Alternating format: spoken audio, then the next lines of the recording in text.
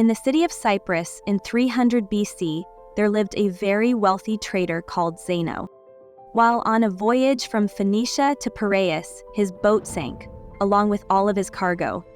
Because of that single event, an event entirely out of Zeno's or anyone's control, this very wealthy man suddenly became poorer in an instant. Imagine you were Zeno. How would you react to your entire life's work getting flushed down the drain by the sheer force of nature? What is the proper reaction? Would you be angry? Sad? Would you feel life has cheated you?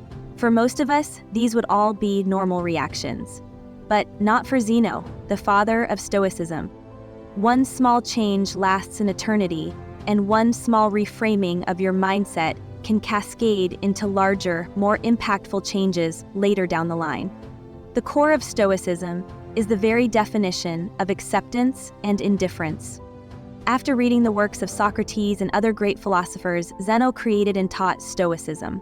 According to Zeno, although we don't have much control over what happens to us, we do have control over how it affects us, and we must use this control to great effect.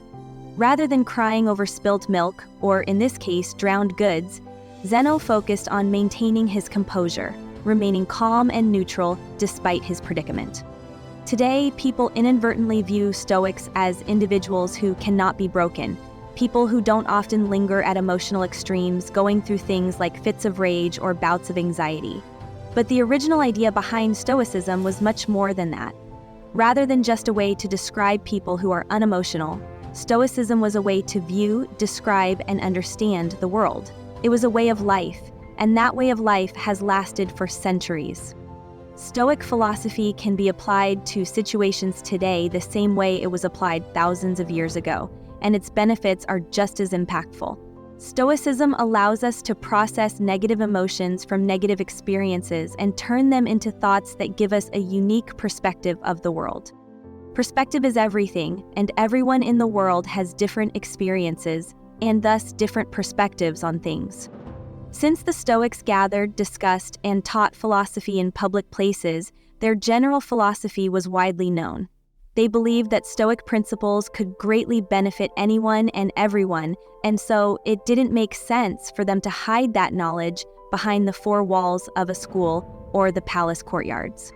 As a result, everyone from slaves to emperors could learn and become Stoics. And they did. Some of the world's most notable Stoics include Epictetus, whose name translates to acquired, as he was once owned as a slave, Seneca, a well-renowned statesman, and Marcus Aurelius, a Roman emperor and one of the most powerful men to have ever lived.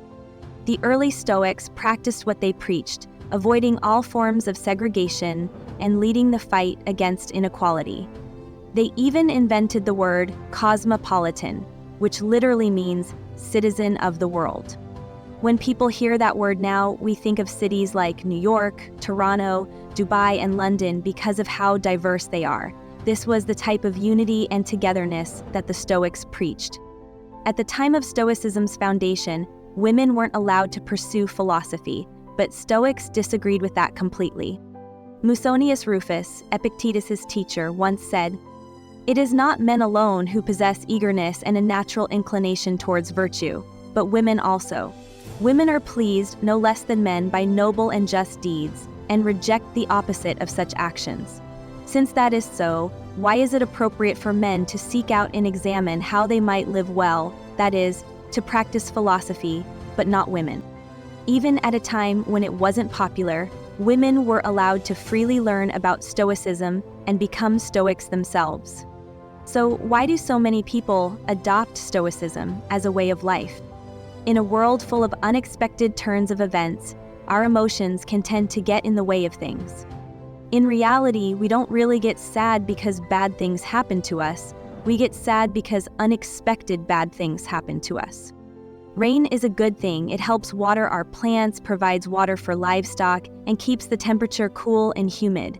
But the truth is, when that dark cloud catches you outside without an umbrella, it's never a good experience. So why don't we start crying once it starts to rain? It's because although the situation is bad, we've learned to expect rain. It's something that is unavoidable. We can't control the weather. Although it sucks, the rain passes and the light returns. Stoicism teaches us that in the same way we should expect that everything bad that can happen will happen. Picture the worst outcome and be content knowing it could happen. One of the Stoic exercises is known as voluntary discomfort, an exercise aimed at increasing feelings of gratitude. Sleep on the floor of your kitchen. Take cold showers when you normally take hot ones. Eat nothing but potatoes for a few days, things like this.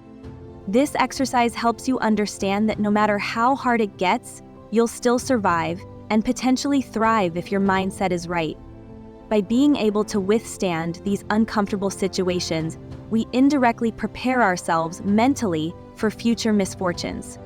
In the current state of the world, where advertisements are constantly shoved down our throats, we're made to believe that if we don't have the next best thing, look a certain way, or make a certain amount of money, we will never be happy. This message is more important now than ever. We enter the world not knowing much of anything. We grow up being taught things at home, in school, and by observing the world for ourselves. The thing is, a lot of times, all three of these sources of knowledge teach us in different ways. The question is, do we need to internalize all of this knowledge?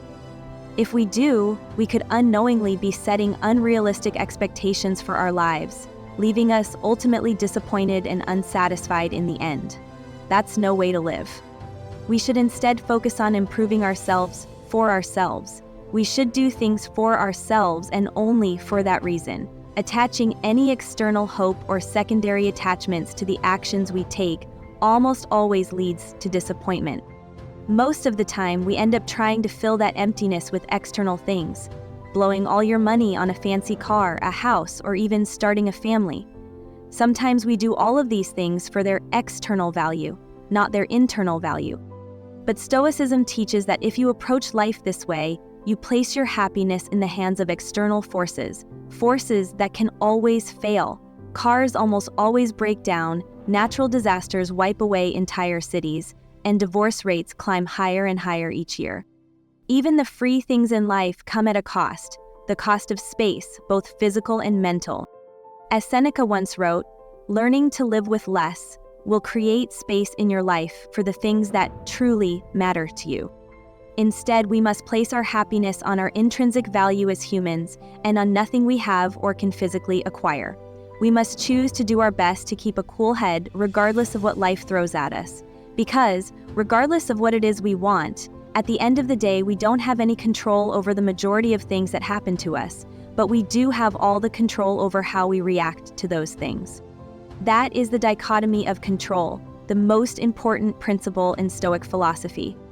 In the words of Epictetus, the chief task in life is simply this: to identify and separate matters so that I can say clearly to myself which are externals, not under my control, and which have to do with the choices I actually control.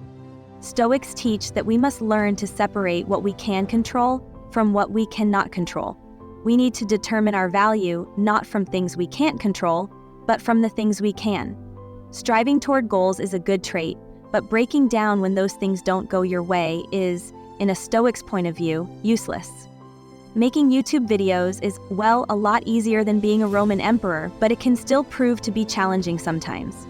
First, you must form your idea, which takes forever.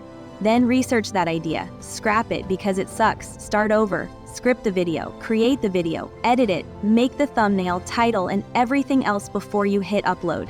Everything up until the point where you click upload is all up to you. Logotherapy, on the other hand, is based on the Stoic principle that humans are driven by purpose. Even in the darkest of situations, we can fill our lives with meaning and happiness by simply finding out what that purpose is. As many of us know, though, this is easier said than done.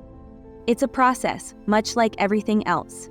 We have to rewire the way we think. Out with the old, in with the new. To fix our problems with happiness, we must practice self-worth. By redirecting our definition of value to the things that we can control, we can stop getting fixated on the things that we cannot control, and overall, we can lead a much happier and more fulfilling life. Stoicism helps us steer through past and present storms into calmer and more peaceful waters. And if our ship sinks and we all drown, we can take peace in the fact that we lived a good life, albeit not as long as we had hoped. Because remember, everything has an end.